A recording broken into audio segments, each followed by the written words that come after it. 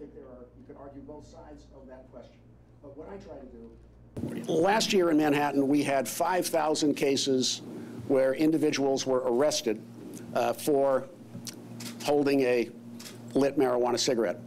And those cases come into our criminal justice system and have to be processed and then take up the time of a judge, defense counsel, a prosecutor, administrative resources.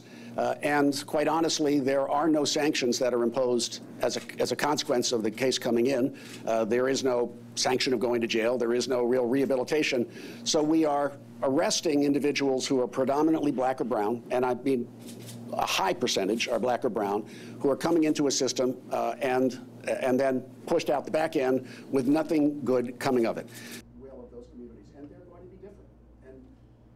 But I can say, Jim, we are not trying to encourage people to smoke marijuana in public, and we're not trying to encourage people to smoke marijuana. What we are saying is that as long as it is illegal, that we are going to treat it proportionally as we wish we are going to treat it, as a offense that should not be brought into the criminal justice system. And therefore, we are asking the police to issue summonses, civil summonses, or summonses not going to the Manhattan Criminal Court for those cases. And the consequence of that will be a fine. But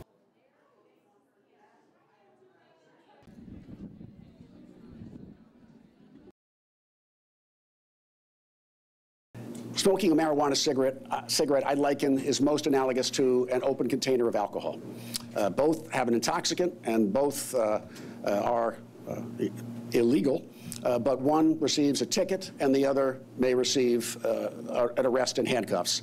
I believe there is a proportionality issue that we needed to address that has been ongoing in the marijuana arrests for years.